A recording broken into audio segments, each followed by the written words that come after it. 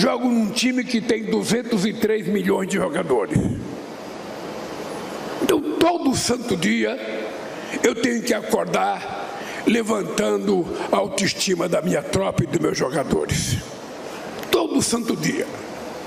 Eu digo para os meus ministros, não há possibilidade de pessimismo de alguém que mora num país que tem a competência do Brasil, que já perdeu tantas oportunidades, mas que é o maior produtor de suco de laranja, o maior produtor de café, o maior produtor de açúcar, o maior produtor de cana, o maior produtor de etanol, o maior produtor de soja, o maior produtor de milho, o maior produtor de carne de frango, o maior produtor de carne.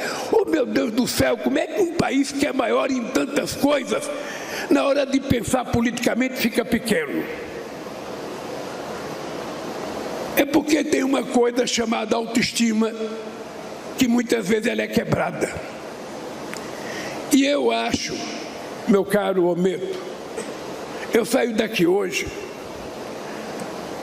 com o prazer de um presidente da República que acredita, com a fé que eu acredito em Deus, de que esse país tem que dar certo.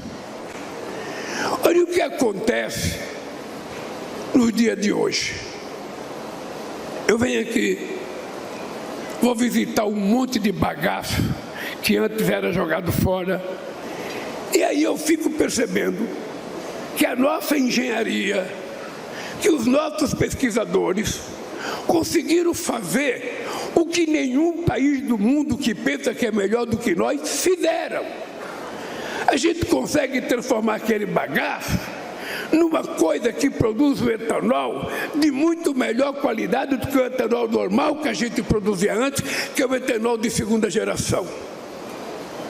Olha, qual é o país que tem isso? Qual é o país? Os americanos têm isso, o chinês tem isso, os alemães têm isso, eles têm outras coisas que possivelmente a gente não tenha, mas a gente tem coisa que eles não têm. Vamos valorizar as coisas que nós temos, porque o mundo está passando por uma fase hoje que é a questão da transição energética. Quem não acreditava pode acreditar. Então a natureza está se manifestando em vários países. E o aquecimento global é uma verdade. E qual é o país que tem possibilidade de descarbonizar o planeta do que nós? Nós temos 90% da nossa energia elétrica limpa e renovável. Nós temos 55% da nossa energia de combustível renovável. Eu não esqueço nunca, companheiros, quando em 2003, o Roberto Rodrigues, o meu primeiro ministro da Agricultura, aqui de Jabuticabal, entrou na minha sala e dizendo: presidente, eu tenho uma proposta para fazer para o senhor. Eu tenho uma proposta que a gente vai revolucionar o mundo.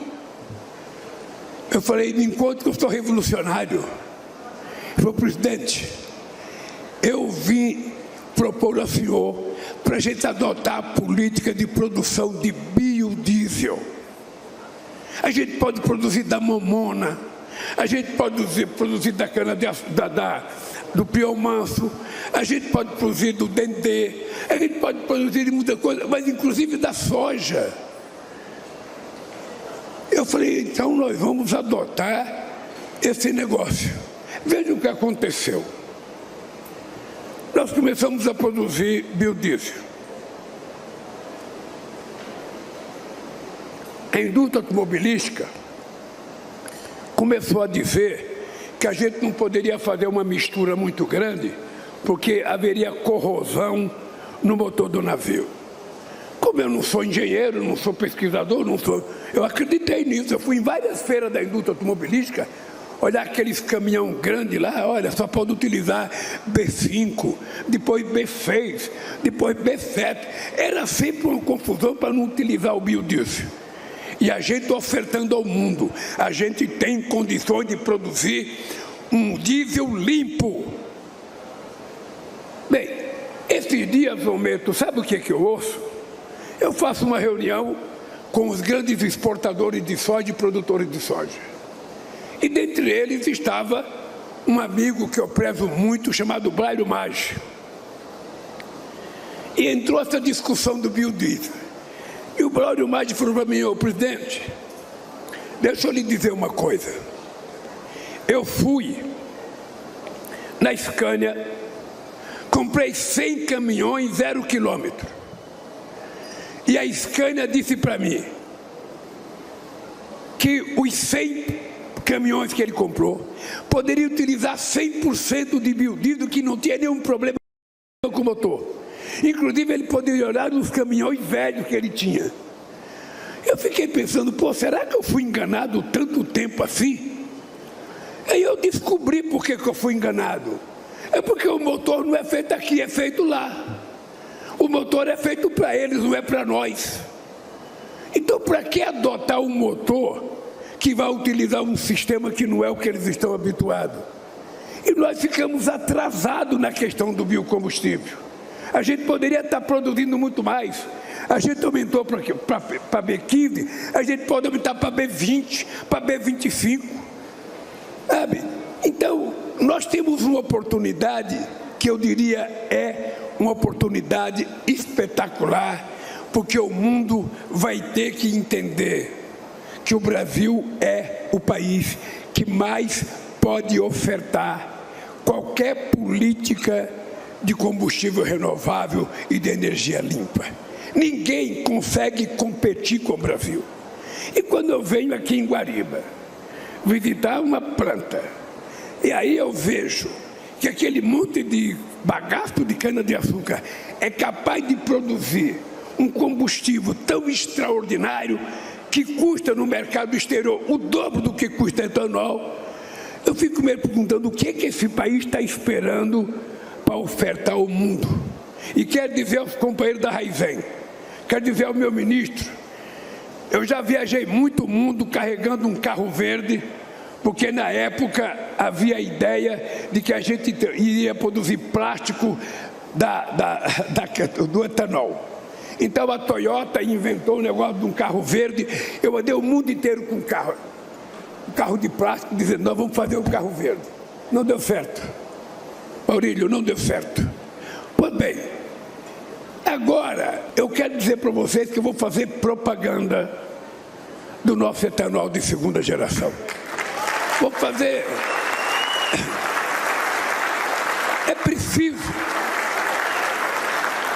É preciso que o mundo compreenda de que esse país não é um país pequeno. Esse é um país grande.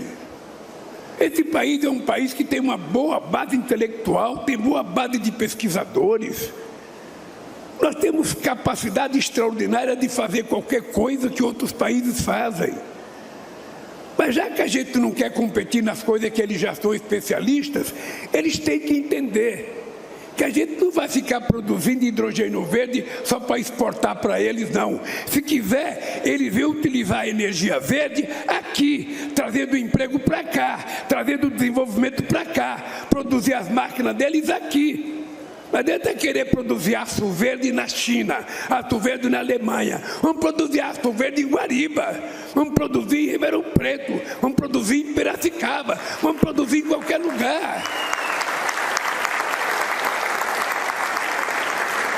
Então, meus queridos companheiros da Raizen, meu caro Ometo, presidente do Conselho, meus companheiros ministros, funcionários, aliás, meus parabéns pela quantidade de meninas que trabalham na Raizen. Parabéns. Então, a partir de agora, meus caros, vocês ganharam um garoto propaganda de graça, que não vai cobrar nada de vocês.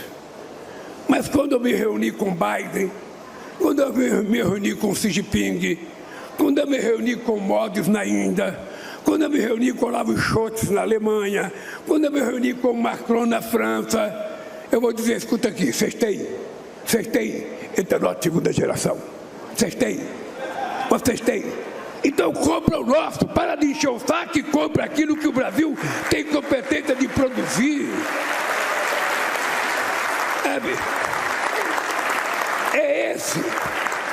É com esse orgulho que a gente tem que participar das coisas, acreditando naquilo que faz.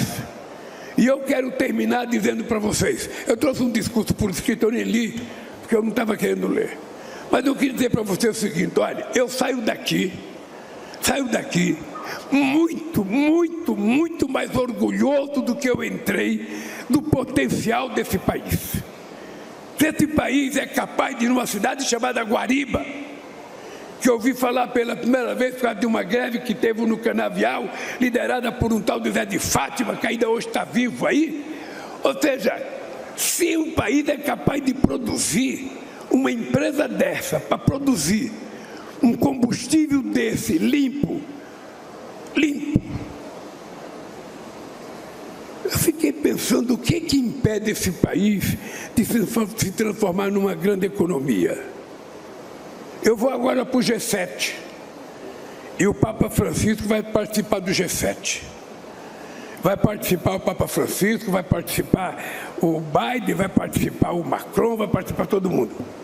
Eu vou acertar com o Alexandre, ele vai me preparar umas garrafinhas do nosso etanol de segunda geração, o processo todo de transformação. Vamos levar um folder, de preferência em inglês, que eu quero entregar para cada um, para eles perceberem do que o nosso Brasil, do sul global, é capaz de fazer nesse século. Um abraço, parabéns a Raizen e parabéns a todos os diretores e funcionários.